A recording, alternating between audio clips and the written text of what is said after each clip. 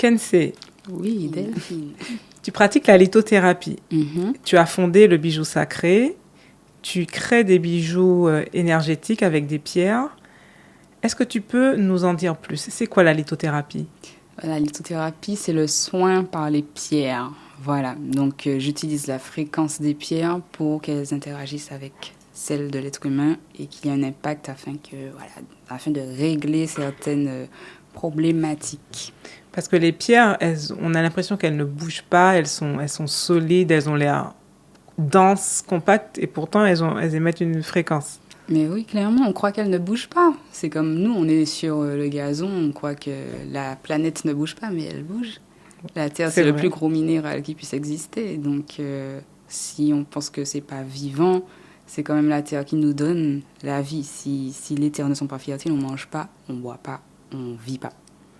Et comment tu ressens les fréquences des pierres? Est-ce que ça bouge? Enfin, ça bouge à un certain degré de subtilité? En fait, oui, c'est par rapport à ma sensibilité, il faut déjà l'être soi-même pour pouvoir ressentir ces fréquences-là qu'elles émettent. D'accord. Oui, c'est assez subtil, c'est vrai. Il faut vraiment se détendre, se relaxer pour ressentir les effets des pierres. En tout cas, pour être en phase avec elles. Mhm. Depuis combien de temps tu pratiques la lithothérapie? Alors, l'entreprise a 4 ans, aura bientôt 4 ans, mais on va dire que je pratique vraiment depuis 2017. Ouais, depuis 2017. D'accord. Et il y a des événements qui t'ont amené justement vers cette voie d'utiliser les pierres comme outil, moyen de guérison. Qu'est-ce qui s'est passé exactement? Il y a un fameux constat que tu avais fait dans un premier temps, il me semble, dans ta volonté de guérir les femmes, parce qu'il y avait une fameuse zone qui appelait à l'aide. Alors, dans un premier temps, j'étais avec un compagnon qui n'était pas très calme. Donc voilà, j'ai connu les violences conjugales, etc. Et j'avais vraiment envie que ça dure. Et donc, j'ai cherché tous les moyens pour l'apaiser. Il était un petit peu branché sur les pierres, mais pas plus que ça. Moi, j'ai creusé et je l'ai entraîné là-dedans. Et j'ai vraiment vu que ça le calmait, ça l'apaisait. Je me suis dit, waouh, pourquoi pas? Là, j'ai vraiment vu les effets et je me suis dit, il y a quelque chose à tenir là-dedans.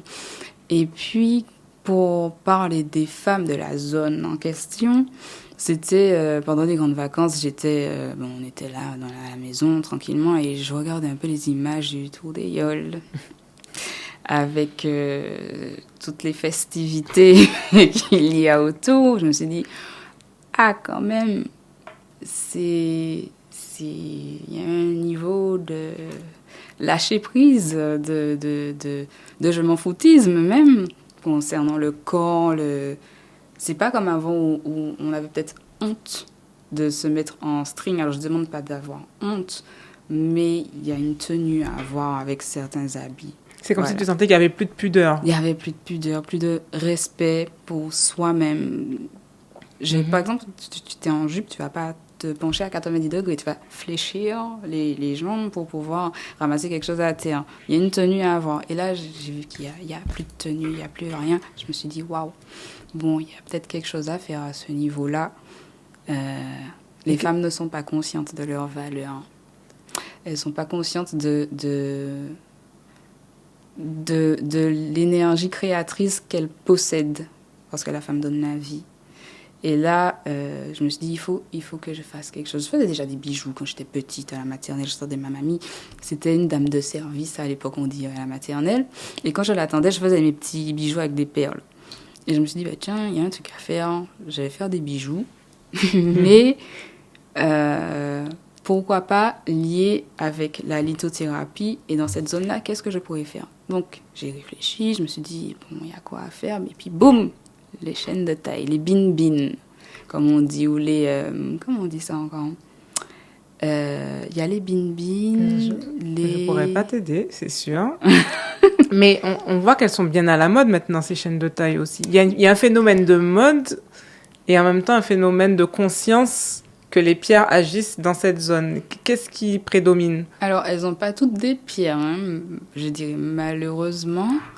Mais celles qui mettent des bin-bin autour de la taille sans connaître le principe premier du bin-bin, sans savoir l'essence de ce bijou-là, pourquoi il existait le mode opératoire ancestral du bin-bin, là, ça, en fait, ça crée plus de problèmes qu'autre chose. Et c'est quoi ce mode opératoire ancestral? Là, on va rentrer dans une zone là, c'est un petit peu assez très spécifique en fait. À la base, c'est une chaîne de taille qui est cédée de mère en fille pour éloigner les hommes malveillants qui pourraient nuire aux énergies créatrices et sexuelles en fait de la jeune fille. En gros, c'est ça. Pour être surfacique et ne pas entrer dans trop de détails, c'est ça. C'est la mère qui cède une chaîne de taille pour que, voilà. C'est un bijou rituel de génération en génération. Exactement.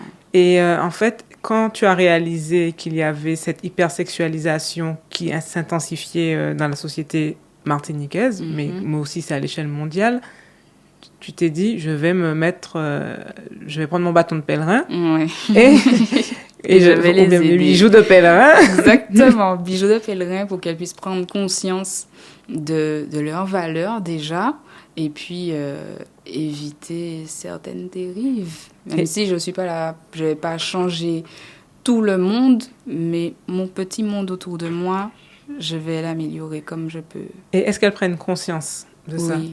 Oui. En tout cas, celles qui viennent à moi, elles ont déjà pris conscience. Je vais pas frapper aux portes comme certaines personnes qu'on connaît à 8h du matin, dire « Allez, venez, lisez ceci parce que vraiment, ça va pas. » Non.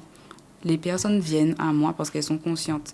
J'ai pas cette énergie-là à donner, à essayer de convaincre les gens pour qu'ils puissent venir à moi et comprendre ce que je fais. Ceux qui sont intéressés vont poser des questions et j'expliquerai, et ils sont convaincus ou pas. Chacun est libre. D'accord. À un niveau un peu plus intime, tu avais aussi utilisé les pierres pour des problèmes de fertilité auxquels tu étais confrontée. Est-ce que tu pourrais nous en parler un peu plus? Oui, bien sûr. Alors, je suis une convaincue. Parce que moi, tant que je n'expérimente pas, je parle pas de ce que je connais pas. J'ai expérimenté, je sais, j'ai vu, je l'ai vécu, je l'ai ressenti. Donc, c'est un moyen pour moi de vérifier, en fait, si ça fonctionne ou pas.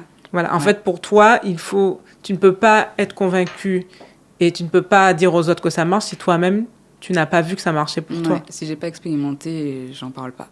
D'accord. Tout simplement.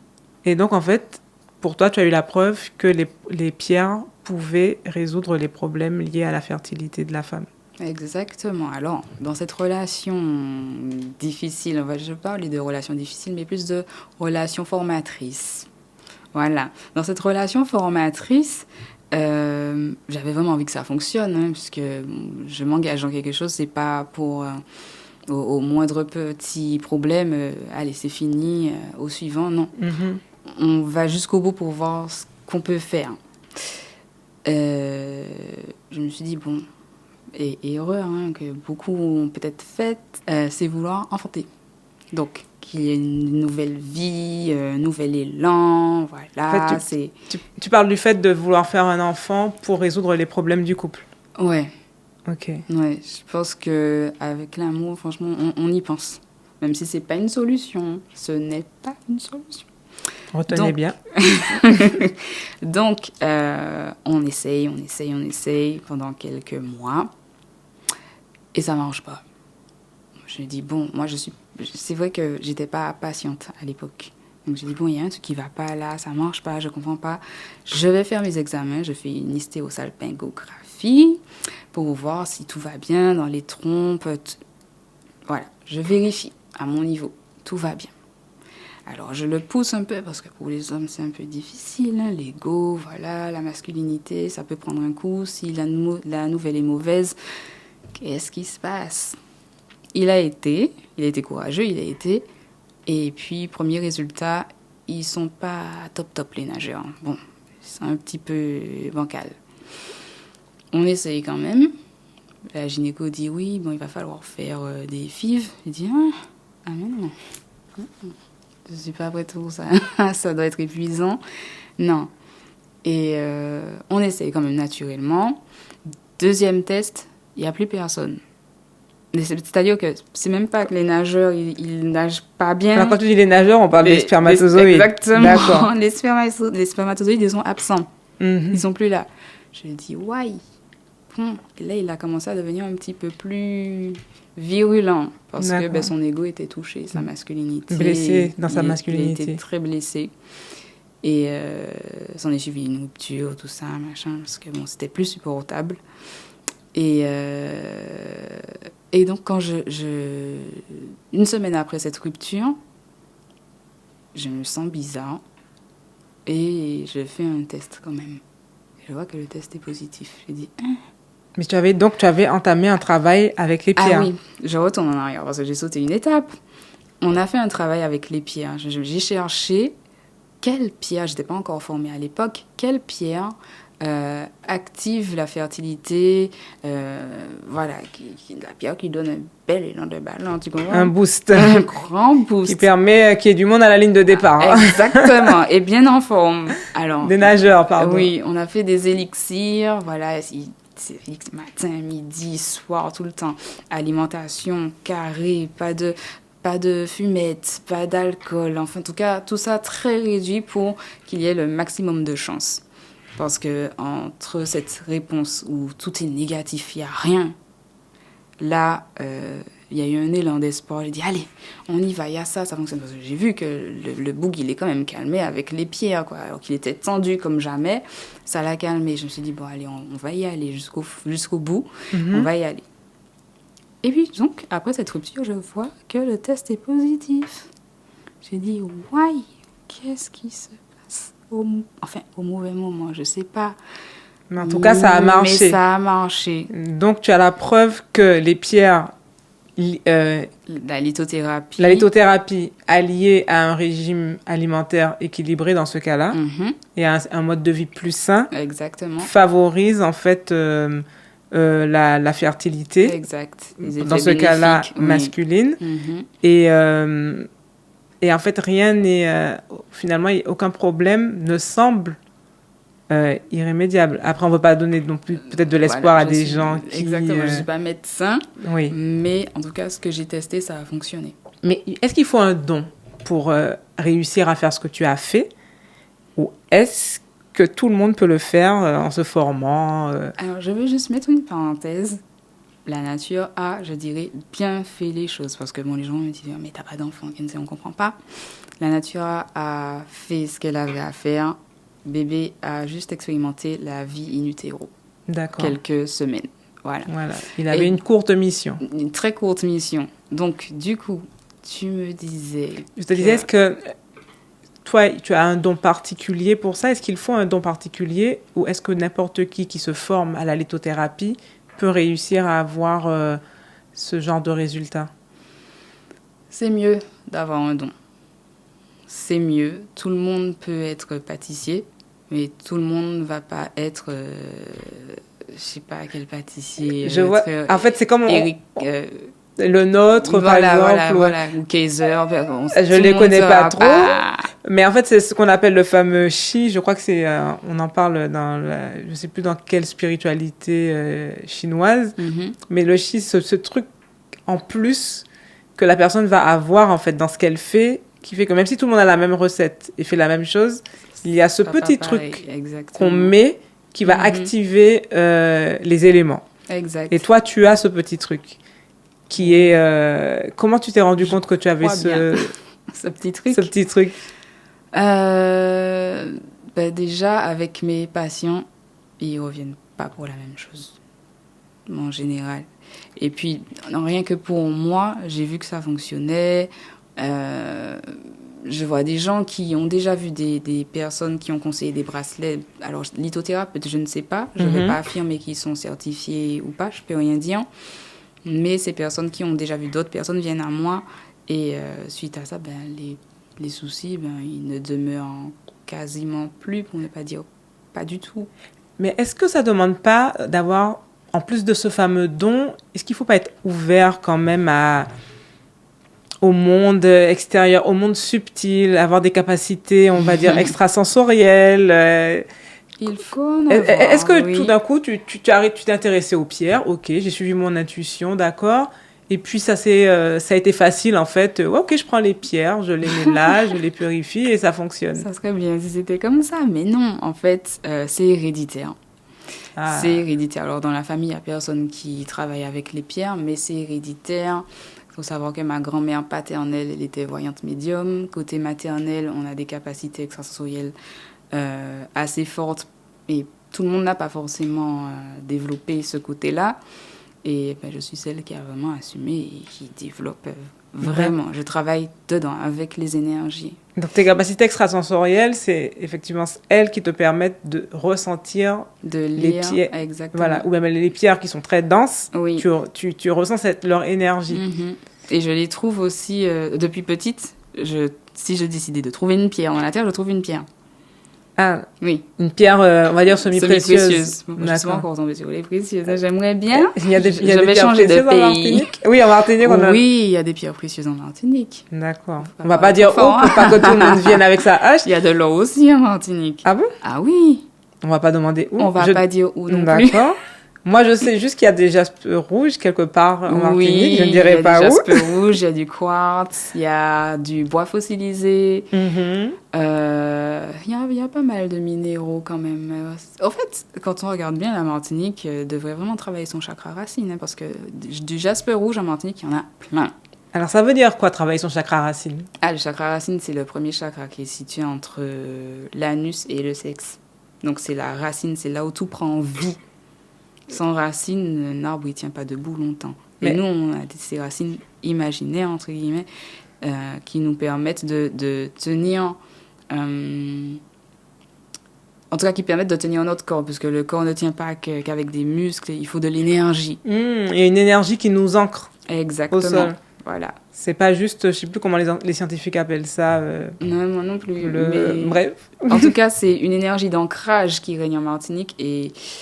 on n'est pas nombreux à être ancrés. Donc, quand tu dis que la Martinique devrait travailler son chakra racine, ce sont les Martiniquais, Martiniquaises? Oui. Tous ceux qui y habitent, en tout cas. Et le fait de faire, je ne sais pas, une pratique quelconque pour s'ancrer, ce serait intense du fait d'avoir un sol rempli de pierres, que ce soit. Pour moi, c'est même une bénédiction, en fait, d'avoir cette richesse. Alors, qu'est-ce qui se passerait si un jour, est-ce qu'il faudrait qu'il y ait 50% de la population, 60%, je ne sais pas. Allez, 90% de la population décide de travailler son chakra racine en Martinique. On vole. La Martinique lévite partout dans le monde. Non, mais en fait, on est déjà une terre de champions, en fait. Comme les Antilles, la Guadeloupe, en fait. Et si on prenait réellement conscience de ça, on serait beaucoup plus loin, plutôt que de se tirer dans les pattes. Si on faisait un travail plus introspectif. Exactement. Si on décidait un jour de se dire, on a des richesses naturelles, on se connecte à elles, on s'en sert pour aller mieux. Exactement, évoluer. Pour aller mieux, oui. Il y a pas mal de cancers du côlon, de la prostate, d'endométriose en Martinique. Alors oui, le chlordécone, mais il n'y a pas que ça. Il n'y a pas que ça. Parce que faut penser aussi aux énergies subtiles qui prédominent sur ce qui est physique. Quelles sont ces énergies subtiles? Je vais juste prendre un exemple. Avant de créer une entreprise, on l'imagine. On est dans l'imaginaire, on est dans le non palpable, on est dans le subtil. Et elle prend vie parce que on va actionner, on va faire quelque chose pour que ça existe. Elle va devenir physique. Voilà, donc on va passer du subtil au physique, de l'invisible au visible. D'accord, ce sont toutes des méthodes qu'on devrait intégrer dans notre quotidien dès qu'on veut créer. Et en parlant de guérir la Martinique, toi, tu as des patients, tu travailles à guérir des hommes et des femmes. Quelles sont les problématiques que tu... Alors, pour quelles problématiques tes patients hommes viennent te voir en général? Alors, les hommes, ils ont besoin de Déjà, ils ont besoin de réconfort, ça c'est sûr. Ils ont besoin de réconfort. Oui, ça, on les voit trop comme des brutes qui n'ont presque pas de cœur et ils sont là un peu comme Popeye, là. Non, des brutes infidèles. Ouais, infidèles. Faut arrêter avec ça. Ce sont des êtres humains, ils ont un cœur comme nous aussi. Donc, les hommes, en général, ils viennent surtout parce qu'ils ont besoin de comprendre leur masculin et leur part de féminité parce qu'ils ont très peur de ce que deviennent les femmes aujourd'hui. Ils t'expriment qu'ils ont peur des femmes d'aujourd'hui. Oui, ils flippent vraiment. Mais qu'est-ce qui leur fait peur chez les femmes d'aujourd'hui? La femme devient trop masculine. La femme veut dominer, je sais faire. Chacun a son rôle. Vous laissez l'homme être un homme et que la femme reste à sa place, qu'elle reste femme. Alors, on n'est pas non plus dans la minimisation de la femme, loin de là. Mais il faut que chacun connaisse son rôle, son principe premier. D'accord. Voilà. On est des individus constitués de chair, de sang, d'os, etc. Mais on n'a pas les mêmes capacités. Mais c'est un constat toute génération confondue ou bien c'est chez les hommes plus jeunes, d'âge moyen? Alors, quand je dis moyen, quarantaine, cinquantaine. Je les ai à partir de... J'ai des patients plutôt à partir de la vingtaine jusqu'à la soixantaine en allant. Et... Ils ont à peu près les mêmes problématiques au final. Pratiquement. Waouh, sur presque 2-3 générations. C'est quand même rassurant parce que la génération nouvelle est quand même consciente qu'il y a quelque chose qui ne va pas. Donc elle vient plus facilement te voir et te dire voilà. Plus facilement. Il y a moins de la nouvelle génération, mais entre 30 et 40, 50, oui, là, il y a un petit vivier quand même.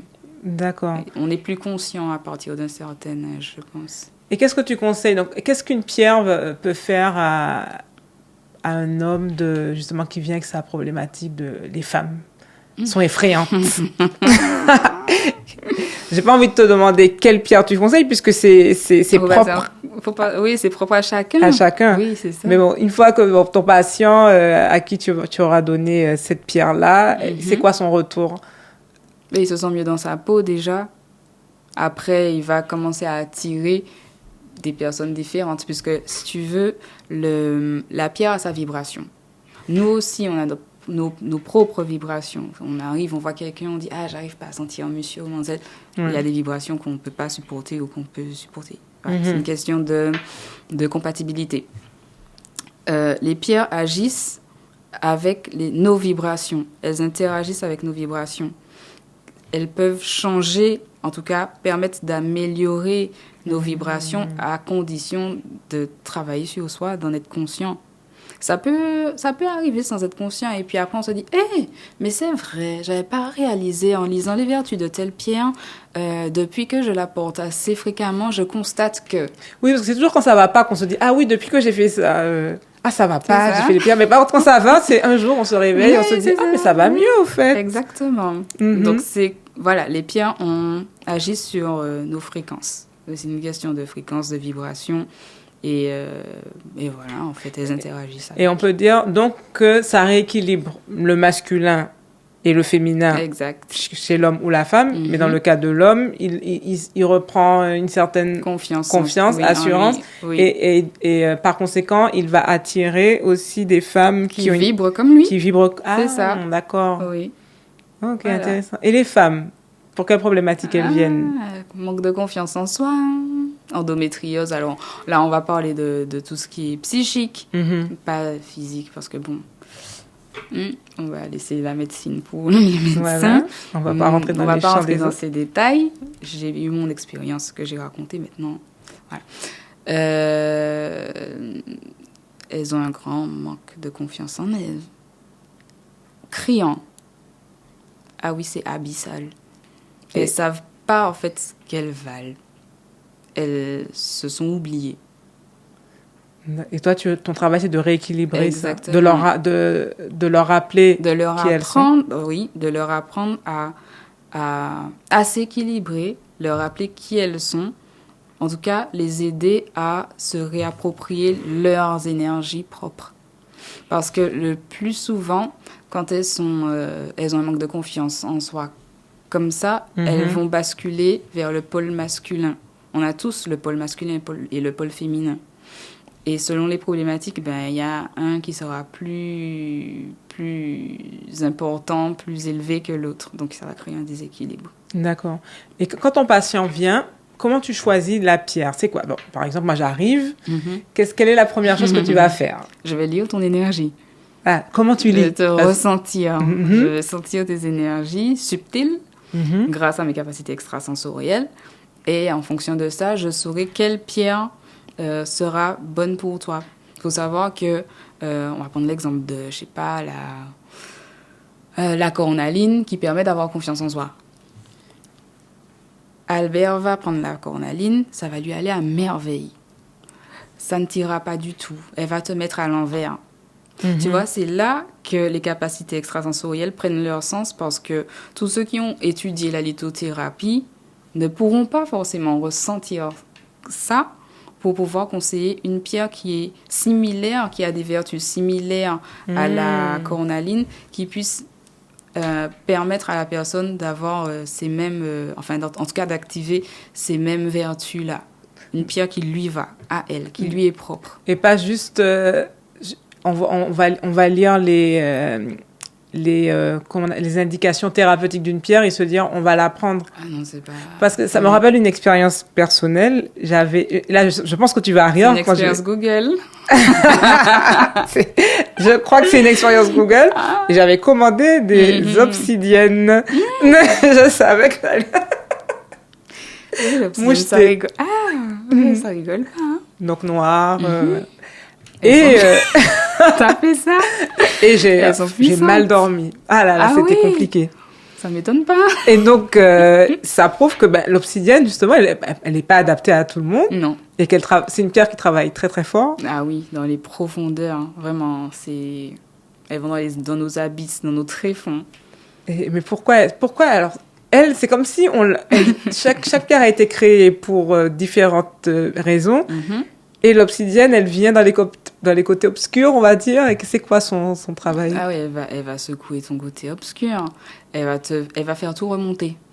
Et tout le monde n'est pas prêt à accueillir toutes ces remontées. Il faut être prêt.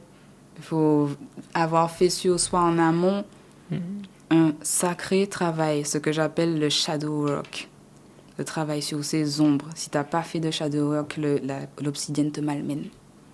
Et ça peut être d'autres pierres aussi, mais l'obsidienne particulièrement, elle a des vertus assez puissantes. Tout le monde n'est pas prêt à entendre ses propres vérités.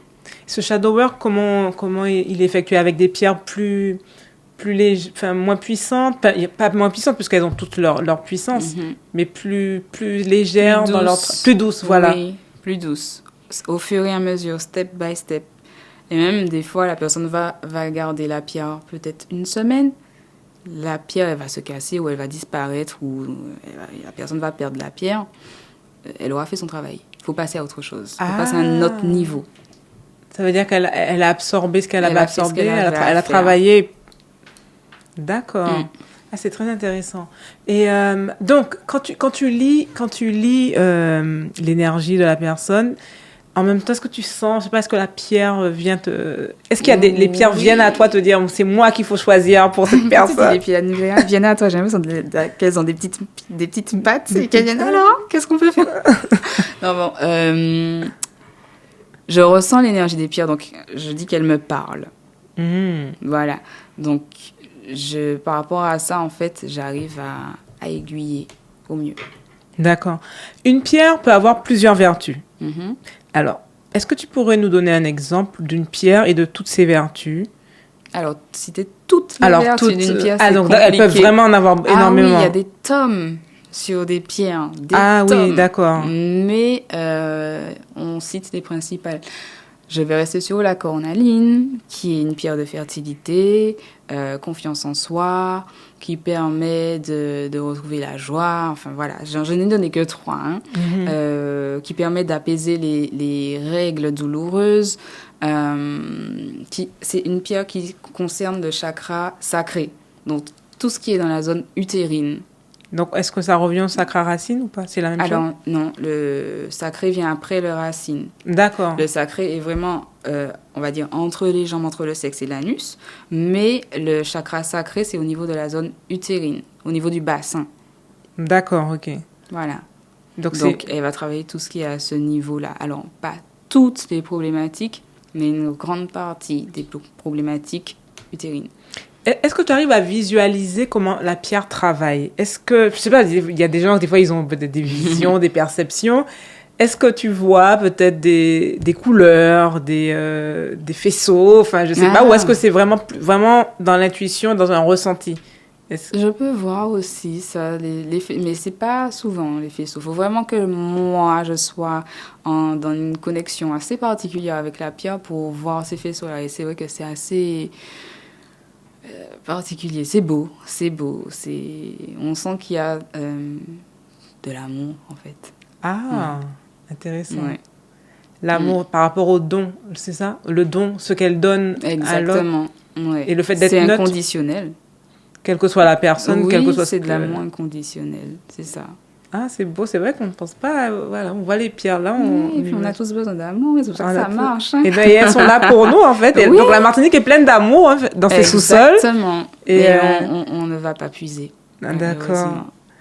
Donc, en fait, parce que, bon, avec tout l'amour qu'elles nous donnent, elles ne peuvent pas tout faire quand même. Non, ça serait bien, sinon là, on m'appellerait Merlin l'Enchanteur. Et non, il faut travailler sur soi. Travailler sur soi, c'est quoi? Accepter déjà qui on est. Accepter ses propres vérités, ses travers. Les regarder en face.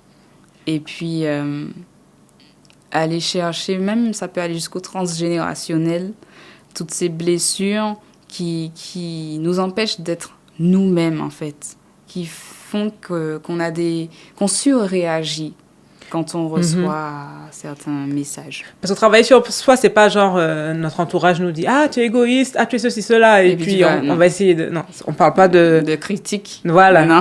C'est soi-même, mais du coup, il faut se faire accompagner ou est-ce qu'on peut réussir à... On peut réussir à le faire seul. Je vais donner un petit exemple tout simple. Tout ce qu'on reproche à une personne, c'est ce qu'il y a en nous. C'est l'effet miroir. Tout ce qu'on voit qui dérange chez quelqu'un, c'est ce qu'il y a en nous. Ça m'arrive, hein. Nul n'est parfait, ça m'arrive. Je vois quelqu'un, je dis, ah, mon monsieur, mademoiselle, je peux pas. Je dis, ah, bon, il y a quelque chose à travailler là. Qu'est-ce qui me dérange chez cette fille-là ou chez ce gars-là qui fait que j'arrive pas à supporter? Mais par exemple, moi, si je supporte pas une personne parce qu'elle ment et que moi, je ne mens pas, cet effet miroir-là, comment... Attention, il y a peut-être des vérités que tu te caches. Ah, voilà, il faut savoir interpréter ça. Exactement. Ok. S'il y a quelqu'un qui ment, tu supportes pas la personne qui ment, c'est qu'il y a des choses en toi que tu refuses d'accepter. Donc, tu te mens. En fait, c'est assez subtil parce qu'il y a plusieurs lignes et grilles de lecture. Exact. Ah ouais, bien joué. Franchement, là, j'avais... C'est ça, sinon la personne ment, tu dis, allez, tu t'en fous. Donc, en fait, si une personne aussi désagréable qu'elle puisse être, si je n'émets aucun avis sur elle, si elle ne me dérange pas, c'est que je n'ai... moins la personne va me déranger, plus ça signifie que je suis en paix avec moi-même. Exactement. C'est ça. Très intéressant. Effectivement, hein. Mais justement, on a parlé de mon bijou Google. Ah, ouais, c'était pas un bijou, hein, c'était pas un bijou, c'était carrément... C'était les pierres. Les pierres. Mais... Alors, c'est quoi les bijoux Google? Aïe. Alors, les bijoux Google, c'est tout ce qu'on voit, là, du New Age. Ah, oui, les bracelets, 7 chakras. Là.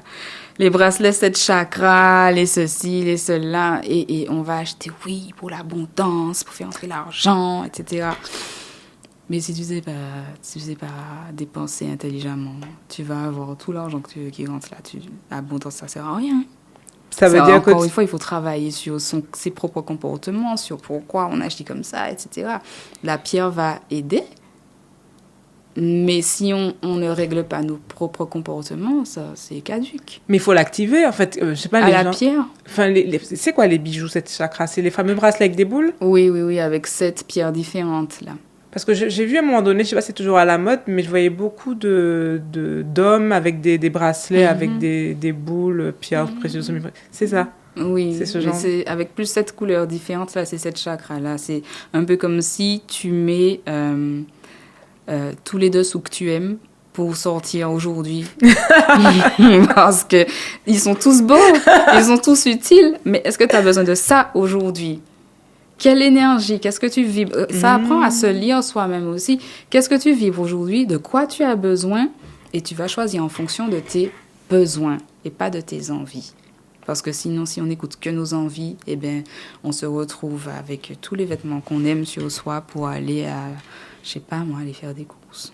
D'accord. Mais en fait, donc il y a des sites qui vendent des bijoux et qui les purifient ou pas? Ah non, il faut purifier. Alors, il faut purifier le bijou quand on le reçoit. Il faut le programmer et il faut le recharger. Ça, c'est ta mission. Ma mission... Enfin, pas ta mission, c'est ton protocole. Est-ce que c'est ton protocole? C'est un protocole, oui, c'est très protocolaire. Ce que peu de personnes savent, c'est que c'est très protocolaire. C'est un peu comme ton ordinateur. Tu vas l'acheter et tu vas l'allumer. Voilà. Tu veux tout. Tu vas aller sur Internet. T'as rien installé, hein, mais tu vas aller sur Internet. Tu veux commander sur Shein ou, je sais pas, Asos, je sais pas. T'as rien installé. Mais t'as pas de navigateur. Et puis, il est même pas chargé. Et t'as pas de navigateur. Mais c'est pareil pour les pierres.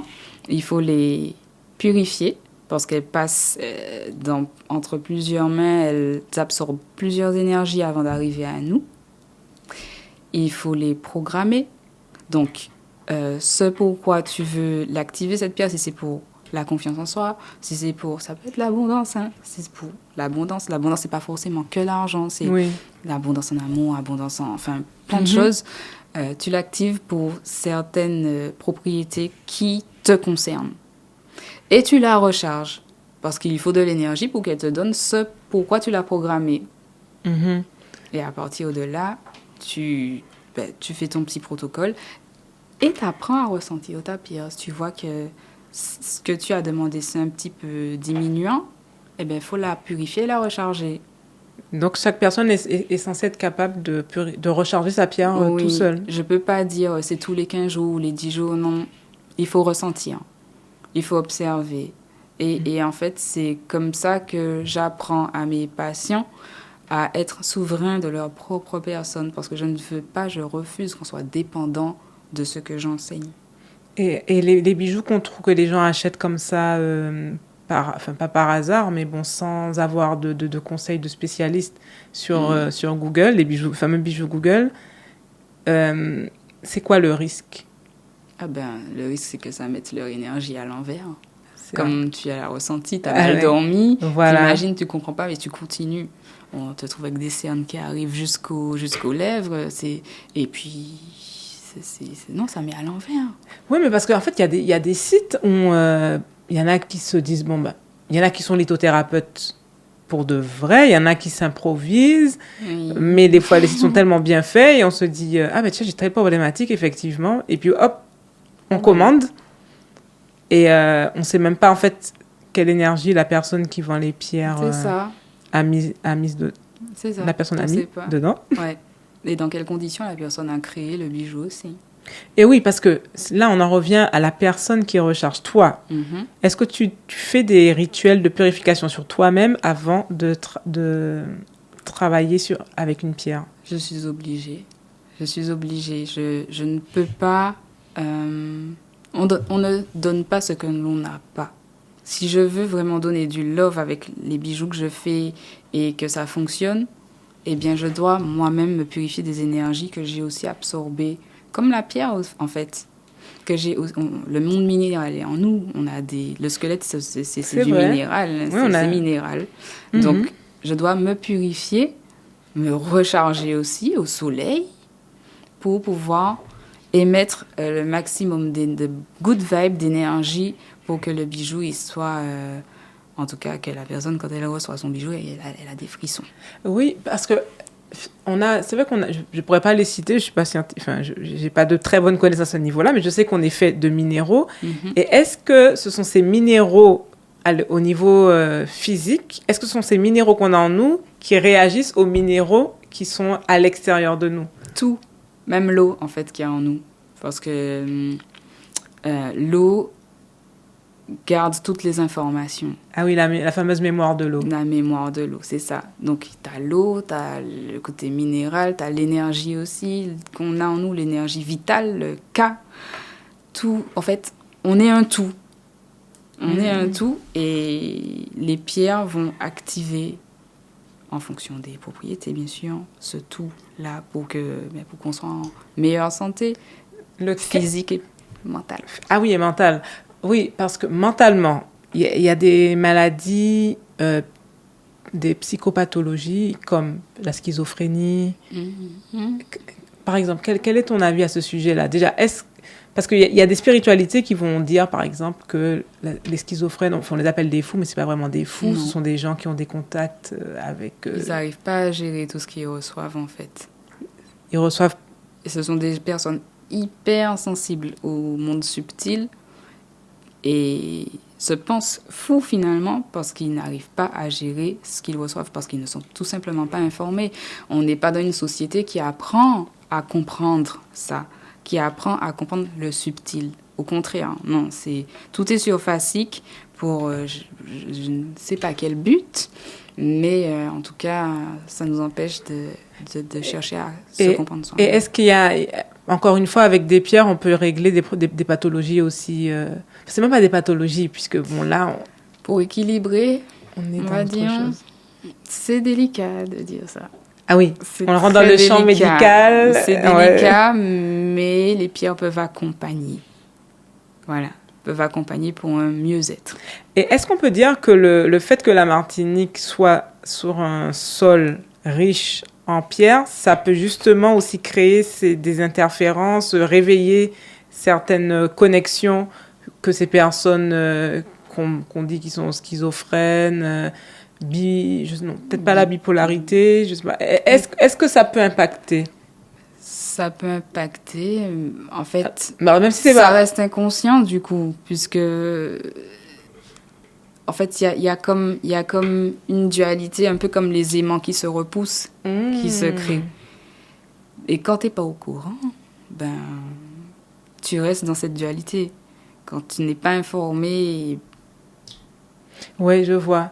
Parce que c'est vrai qu'on ne veut pas rentrer dans le champ de la psychiatrie et de la psychologie, mais après, ça n'empêche pas d'avoir des ressentis et de faire des déductions. Exact. Et moi, c'est ce que je suis en train de faire pendant que je te parle. Je fais des déductions. Donc voilà, je ne suis pas en train de faire des postulats, ni d'élaborer des thèses scientifiques. Pour ceux qui nous écoutent, je veux le préciser.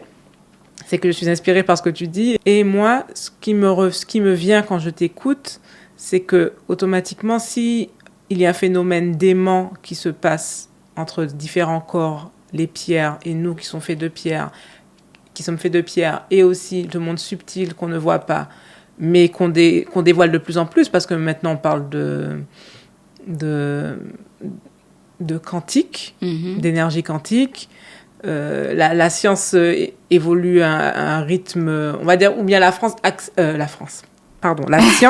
ou peut-être la France aussi, la science accepte de dire des choses qu'elle n'aurait pas acceptées il y a quelques années, parce que ça pouvait paraître pour être de la magie ou bien de la superstition ou autre. Et là, en fait, force est de constater qu'il y a un monde invisible. Oui. En tout cas, invisible à nos yeux, imperceptible si on n'a pas, justement, si on n'est pas dans une extrasensorialité. Et donc, par voie de déduction, moi, je me dis que peut-être que les personnes qui sont malades, dites malades, dans notre société occidentale, comme tu parles d'un afflux d'informations, et bien peut-être que justement, si on est sur un sol qui a une tellurie, j'ai entendu parler de ça. Des énergies telluriques. Des énergies telluriques très puissantes, et ils peuvent réagir de façon intense à cette énergie tellurique. Oui, ça peut. Mais bon, après, on va pas entrer dans tout ce qui est cognitif, les neurones, etc. Il n'y a pas que ça, c'est vraiment délicat. Cette partie-là est très, très délicate. Mais il n'en demeure pas moins que je pense que ces énergies de notre sol riche interfèrent forcément avec ces personnes qui sont hyper sensibles aux énergies, en fait, qui ont beaucoup de perceptions qu'ils ne savent pas gérer. Voilà, c'est ça. Tu dis que quand on est à l'écoute de la nature, les plantes nous parlent. Parce qu'on a beaucoup parlé des pierres, c'était le sujet principal. Mais au niveau des plantes, comment tu arrives à entendre ce qu'elles te disent, en fait? Alors, les plantes, c'est vrai que j'aide à aller mieux avec les plantes aussi. Je couple les plantes et les pierres. Ben, en fait, c'est un jour où j'étais en pleine nature, parce que j'adore aller en pleine nature. Hein. Je me suis dit, bon, t'es là, t'es toute seule. Imagine, t'es la seule au monde, en fait.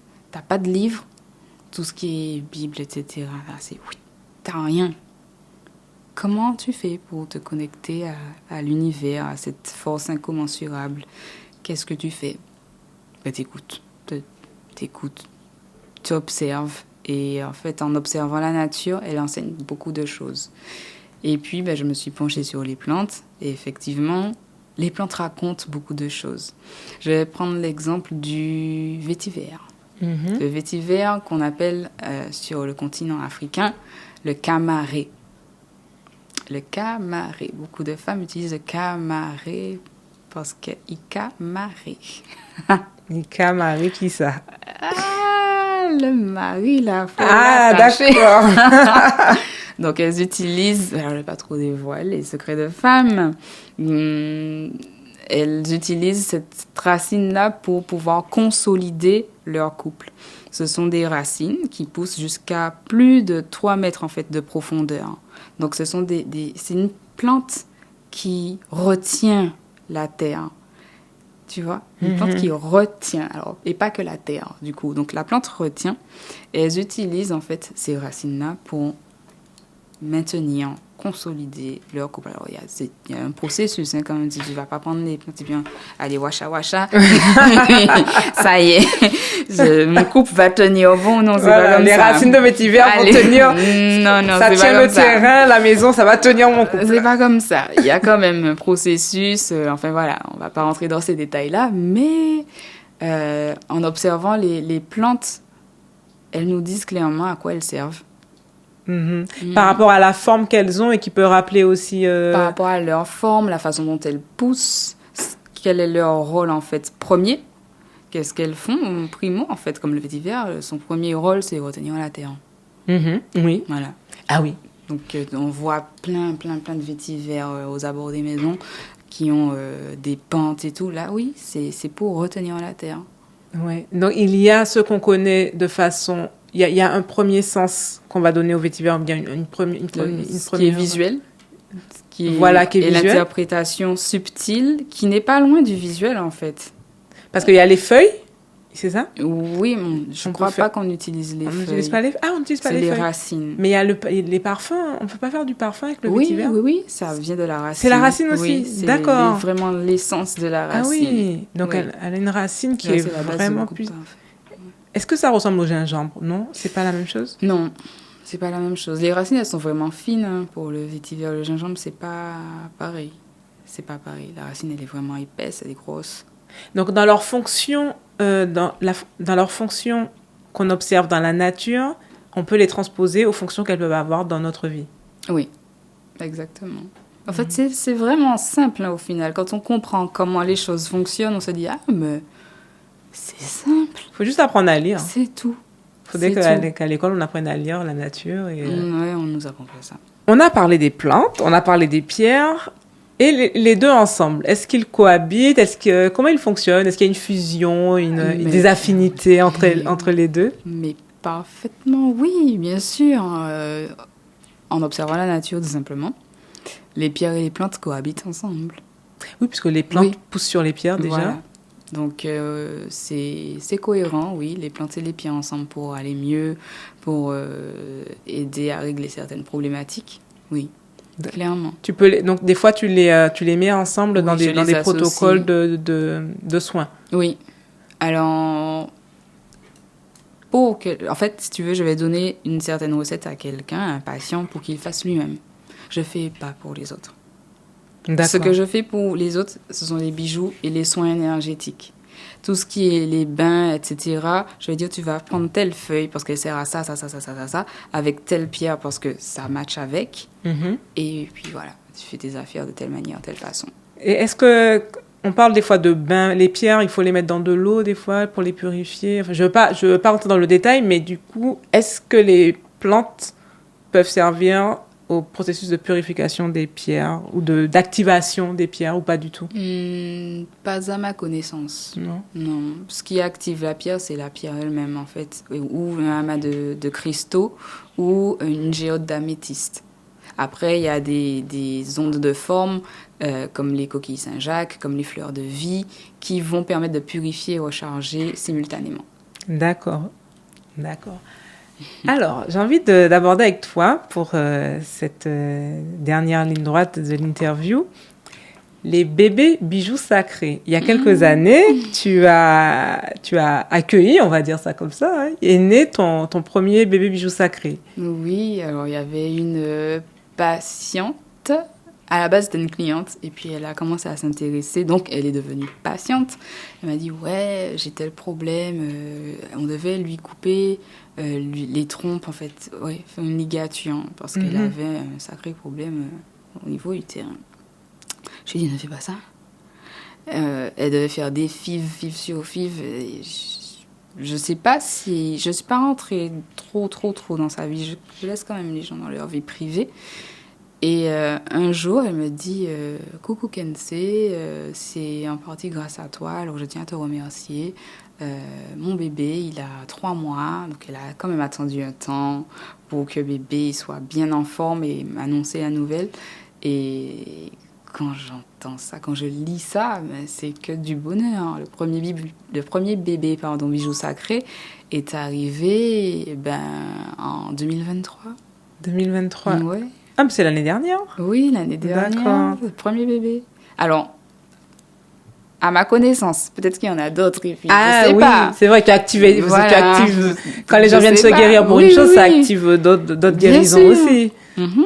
Donc, on verra bien si par la suite ça continue. J'aimerais bien. Ben oui, du coup, les bébés, ils ont leurs petits bijoux aussi. Ils peuvent avoir leurs bijoux, mais je pense que les gens ne sont pas assez informés là-dessus, ou ont peur. Alors que les bébés, ils sont purs. Donc, les énergies des pierres avec les bébés, c'est que du bonheur. Un bébé qui dort pas, on va lui mettre une améthyste, pas trop près de lui, mais pas loin de son berceau. Il va dormir comme un bébé. Ah oui, effectivement. Il va être calme. Donc en fait, si on pouvait voir les petites pierres, si elles marchaient, elles sont contentes autour des enfants. Oui, vraiment. Il n'y a pas d'ego surdimensionné avec un bébé. Il vient d'arriver, il ne connaît pas tous les tchaks qu'il y a sur la terre, là. Il ne connaît pas. Oui. Donc, il est pur. Il est pur, léger. Il est aussi pur que la pierre. Waouh. Aussi pur que la pierre, et pourtant les pierres sont tellement, tellement âgées. Ouais, c'est ça. Kensei, si les pierres pouvaient nous parler, que nous diraient-elles? D'accepter leur amour inconditionnel et d'être conscient qu'on est capable de ressentir l'amour inconditionnel et de donner l'amour inconditionnel aussi. Voilà, parce que tout est une question d'amour. Sans l'amour, il n'y a pas grand-chose qui avance. C'est le moteur de tout. Voilà. Si les pierres pouvaient parler, elles nous diraient de nous aimer et de les aimer aussi. Merci beaucoup. Avec plaisir.